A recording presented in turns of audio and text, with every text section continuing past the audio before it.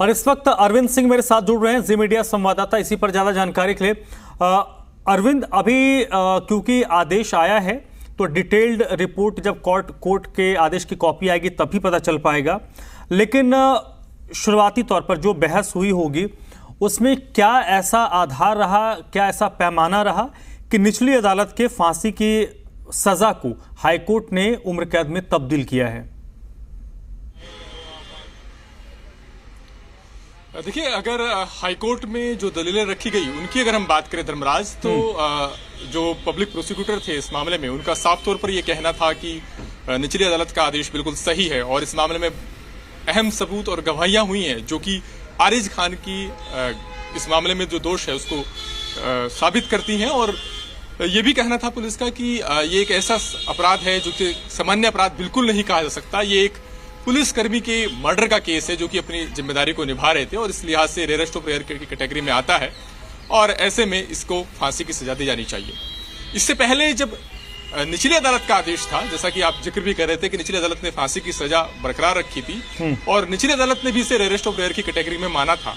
और निचली अदालत ने यह कहा था कि जिस तरीके से ये इस मामले में आरिज ने बिना किसी प्रोवोकेशन के, बिना किसी उकसावे के पुलिसकर्मी पर गोली बरसाई और एक पुलिसकर्मी की जान चली गई, ये एक जघन्य अपराध है और ये ऐसा जघन्य अपराध है जो कि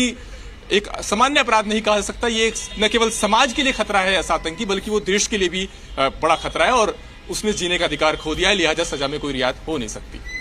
तो निचली अदालत के फैसले के खिलाफ जहां आरिज ने दिल्ली हाईकोर्ट का रुख किया था, वहीं निचली अदालत से डेथ रेफरेंस भी आया था कंफर्मेशन के लिए हाईकोर्ट में, क्योंकि ये एक कानूनी प्रक्रिया है कि अगर निचली अदालत कोई फांसी की सजा देती है तो उस पर अमल तब तक नहीं होता जब तक कि हाईकोर्ट उस सजा पर मुहर ना लगा दे। हाईकोर्ट दोनों पक्षों को सुनता है, निचली अदालत के आदेश को देखता है, तमाम रिकॉर्ड्स को देखता है और जब वो कंफर्म करता है तभी फांसी की सजा पर अमल होता है। भले ही निचली अदालत के आदेश के खिलाफ कोई दोषी अपील न करे, तब भी डेथ सेंटेंस को कंफर्म होना जरूरी होता है हाईकोर्ट से। तो हाईकोर्ट में एक तो डेथ रेफरेंस था जो कि कंफर्मेशन के लिए आया था, दूसरा आरिज की अर्जी थी। आरिज के जो वकील हैं उनका ये कहना था कि आरिज मौके पर ही मौजूद नहीं था और वो वहां से भागा भी नहीं था। उनका ये कहना था कि जो फोरेंसिक रिपोर्ट्स हैं वो इस बात की तस्दीक करती है कि जो बुलेट मार्क हैं वो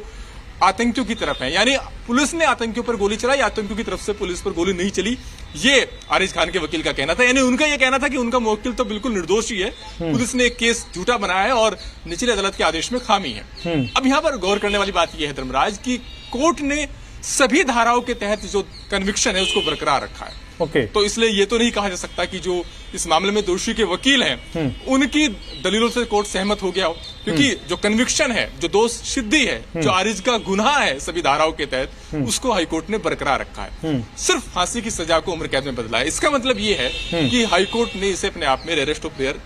नहीं माना। और ये भी हो सकता है कि जो मिटिगेटिंग सर्कमस्टांसेस होते हैं, जिनकी दुहाई दी जाती है किसी भी ऐसे मामले में जहां पर फैसला सजा,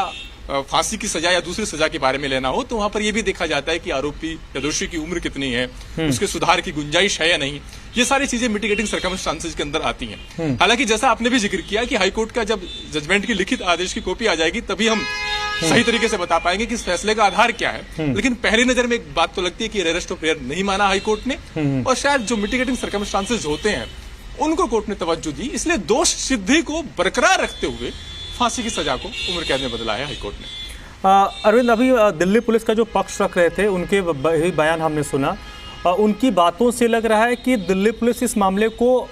अभी ऊपरी अदालत में चैलेंज करेगी, क्योंकि उन्होंने कहा कि कोर्ट की ऑर्डर की हम कॉपी देख लेंगे, उसके बाद हम इसको देखेंगे, क्योंकि ये मामला दिल्ली पुलिस के एक अधिकारी के साथ जुड़ा हुआ है।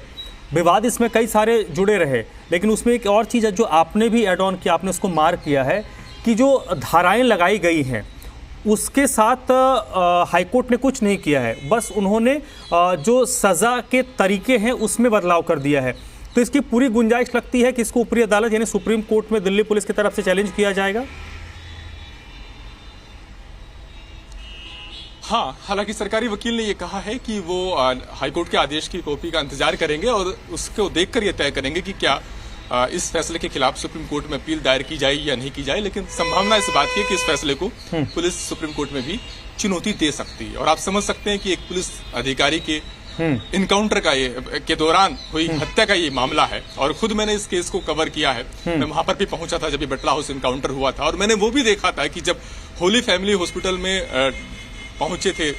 तमाम पुलिस के आला अधिकारी, ज्वाइंट सीपी उस वक्त कर्नल सिंह हुआ करते थे, उनकी आंखों में आंसू थे। तो पुलिस के आला अधिकारी रो रहे थे, उनकी आंखों में आंसू थे, क्योंकि उन्होंने एक होनहार इंस्पेक्टर खोया था। और वो भी कैसे खोया था कि उससे पहले दिल्ली ने जख्म झेला था, 5 बम ब्लास्ट हुए थे, 39 लोगों की जान गई थी, और उसके बाद उसके जो आतंकी थे उनको पकड़ने के लिए पुलिस टीम वहां पर पहुंची थी। तो ये एक ऐसा मामला है जो पुलिस अधिकारियों के मनोबल से जुड़ा हुआ है, क्योंकि सवाल भी बहुत सारे उठाए गए इस इनकाउंटर को लेकर के, कई सारी थ्योरी सामने आई और उसके बाद निचली अदालत ने उन थ्योरी को खारिज किया। आज भी मैं फिर से ये कह रहा हूं कि हाईकोर्ट ने दोष सिद्धि को बरकरार रखा। हाईकोर्ट ने माना है कि आरिज गुनहगार है, आरिज दोषी है, सिर्फ उसकी सजा में बदलाव किया गया है। उसका आधार भी कुछ देर बाद साफ हो जाएगा और उम्मीद है कि 4 बजे के आसपास तक शायद उम्मीद है कि लिखित आदेश की कॉपी भी होगी। तो इस बात की गुंजाइश बचती है कि इस आदेश के खिलाफ दिल्ली पुलिस सुप्रीम कोर्ट का रुख करने के बारे में सोचे। बहुत बहुत शुक्रिया आपका अरविंद, इस पूरी बातचीत के लिए, इस पूरी जानकारी के लिए।